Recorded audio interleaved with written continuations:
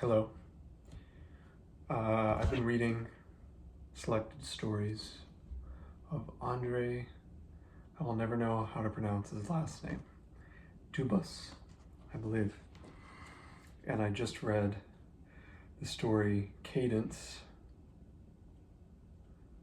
And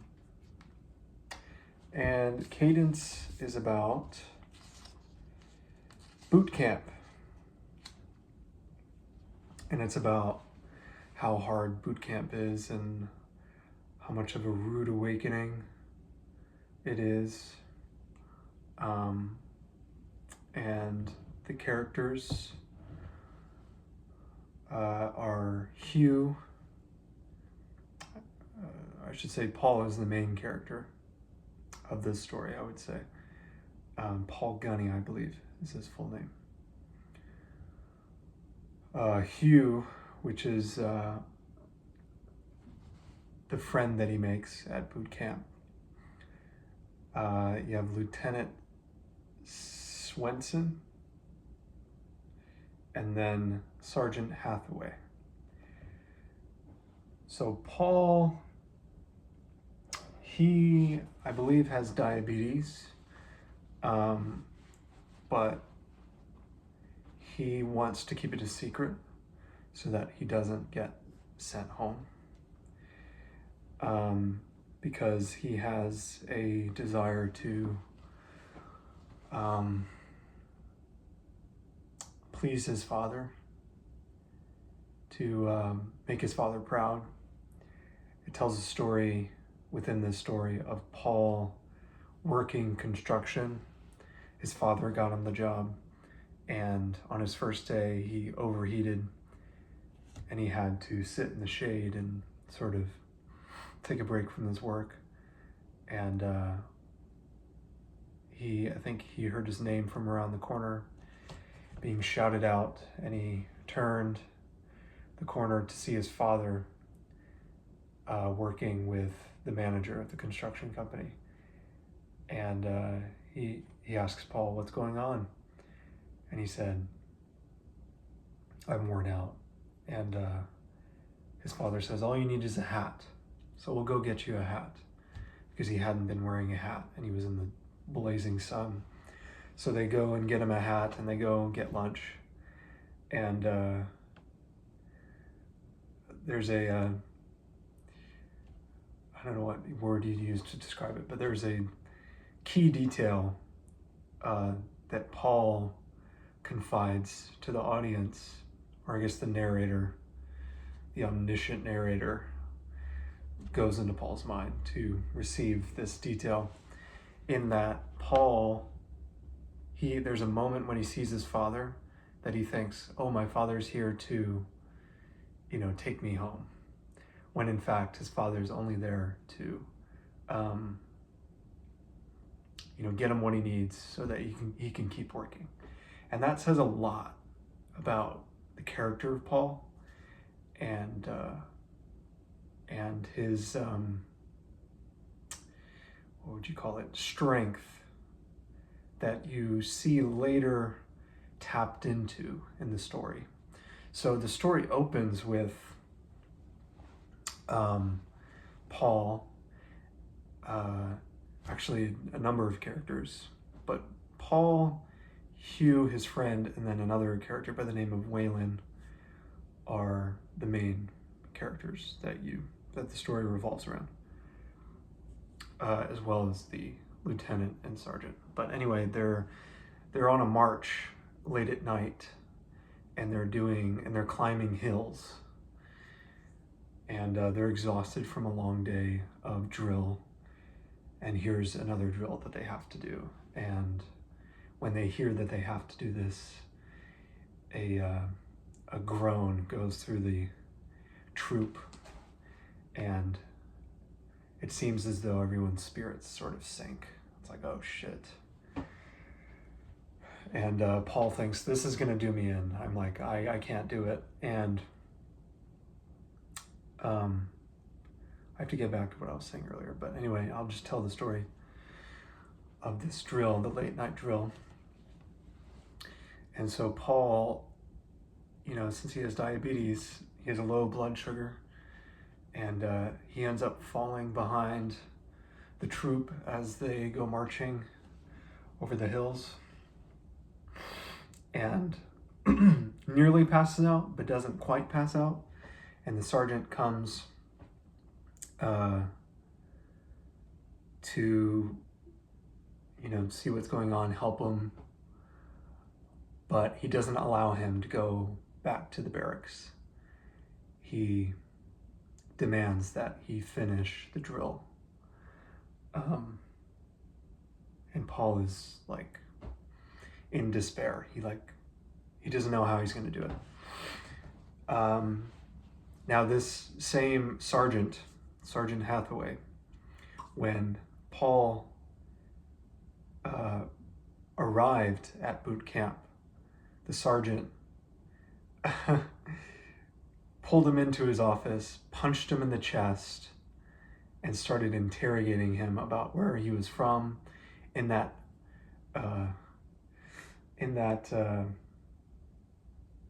sergeant-y way that you see in movies, where they're very deprecating, and they bring whoever they're talking to down a few pegs. In this case, down to the floor, basically. But that's another key moment in that Paul, he survives. He's on the verge of tears while he's being insulted by this sergeant. And Paul, he's a good boy, and so on the plane ride there, he wore his military outfit, his khaki outfit, and the sergeant says, "What are you wearing that khaki outfit for? You'll never be a Marine. You're nothing." Now remember that for when later the sergeant denigrates Paul, or not Paul, Hugh. And so Paul leaves the office, or he's shoved out of the office by the sergeant, and he goes into the barracks where all the bunks are, the lockers, showers, and along the way, or maybe when he arrives, he makes friends with Hugh, who basically helps him, sees that he's scared, and I'm sure Hugh is scared as well, but they're in it together. They form a bond. And there's one point where Paul and Hugh, they're terrified of tomorrow's inspection, when the sergeant will come in and see if everything is in tip-top shape. Their clothes are rolled, their tents are rolled, it's spick and span, no wrinkles, and so they stay up until 3 or 4 in the morning doing all this together. And that's when Hugh, he confides to Paul that he has a girl back at home, and Hugh reminisces fondly about this girl that he can't wait to get home to, and the dates that they've been on. And so he has this connection to the old world, not this new world at boot camp. He has a connection, Hugh, the secondary character. And that's important because Paul doesn't have that same connection. He doesn't really have a strong connection to his father. Of course, he has it's basically a conditional relationship with his father. He needs to please his father. And quick digression, when he's on the march in the night, he thinks, I can't give up now because I wouldn't be able to stand the face of my father if I came home, not being able to complete boot camp. So he has that sort of relationship to his father, but he doesn't have a girl. He did have a girl, Catholic girl, who wasn't willing to enter a casual relationship with Paul. And so they end up breaking up before he goes off to camp. Meanwhile, Hugh, he's in love with this girl from back home.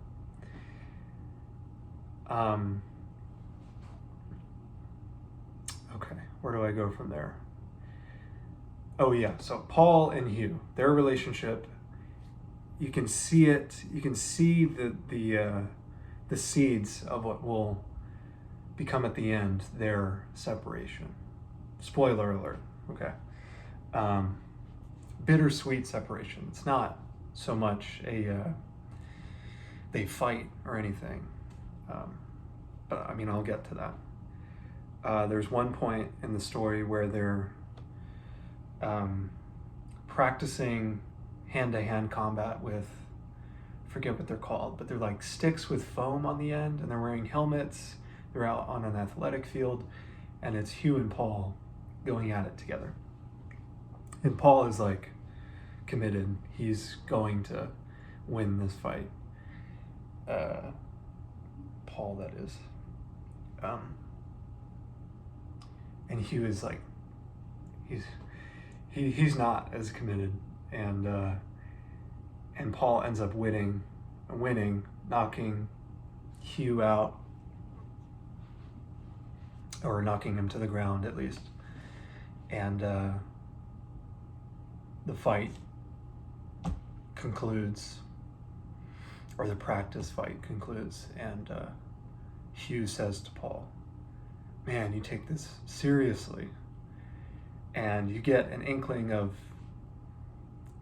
Hugh's character at that moment, where it's like, I'm not really here for the same reasons you are, Paul. And there's other moments that foreshadow what is to come. Moments like that distinguish Paul and Hugh from each other. But they're still close, regardless. So out on the drill at night, Paul, like I said, he nearly passes out. The sergeant helps him up, and they run to catch up with the platoon, which they're like round the curve by this point, so they have to run. And on the way, they run into Hugh, who's puking just off the road. And of course, the sergeant, he's tough. He says, "You done?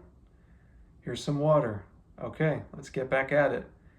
And that's it for Hugh. That's basically the end for Hugh. Hugh says, "No, I threw up. I have to go back." And the sergeant and Hugh, they have a bit of a back and forth. But eventually this sergeant agrees to let Hugh be picked up by a jeep and taken back to the barracks. Meanwhile, Paul, he gets back on the trail, the hill trail, with the platoon, and he's struggling. He's almost about to pass out again. But then he stumbles across this inner strength he didn't know he had, but that you've seen sort of forming throughout the story, with the thing about his father and the construction job, and Paul beating Hugh in the fight. Paul has this strength about him that he's not wholly aware of. He still thinks of himself as a child up until this moment. And that's when he grows up. That's when he realizes, oh, I can do it. And he does. And so they get back to the barracks, everybody. But Hugh, he's not having it. Everybody else is, putting everything away, all their gear, their nightly routine. Hugh, he just leaves all his stuff on the ground. He says, I'm done. What's the point? It's not worth it. And Paul is sort of like, hey, come on, Hugh. But he's not too pushy about it.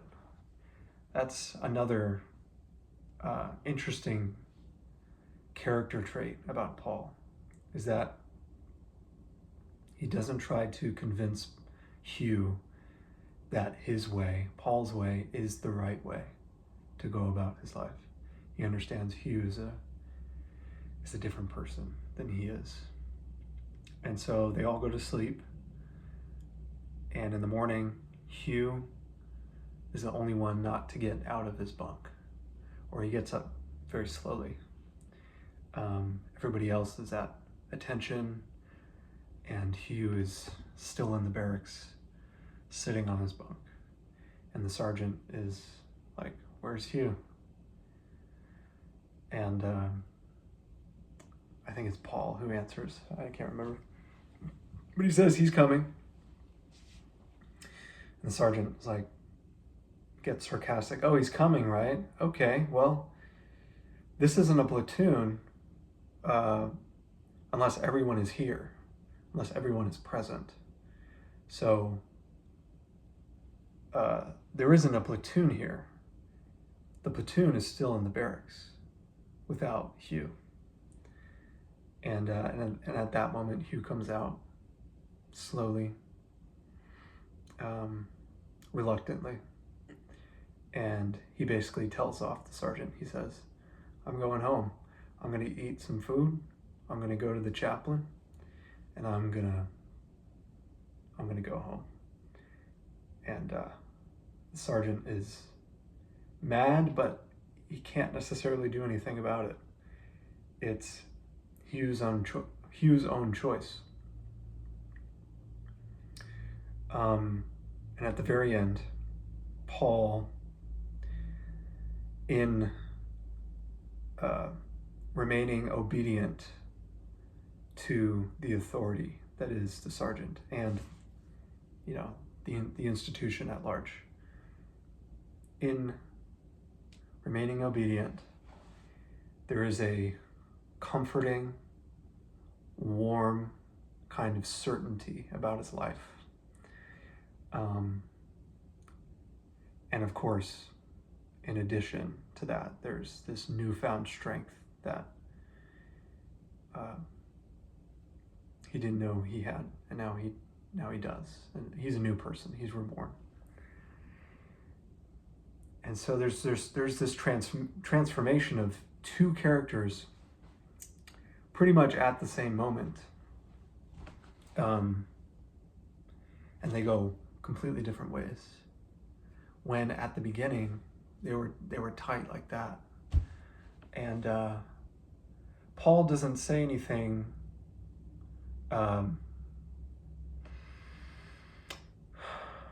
insulting of Hugh. He doesn't judge Hugh. He doesn't even mention Hugh in his final, in the narration of his thoughts at the end of the book, the end of the story.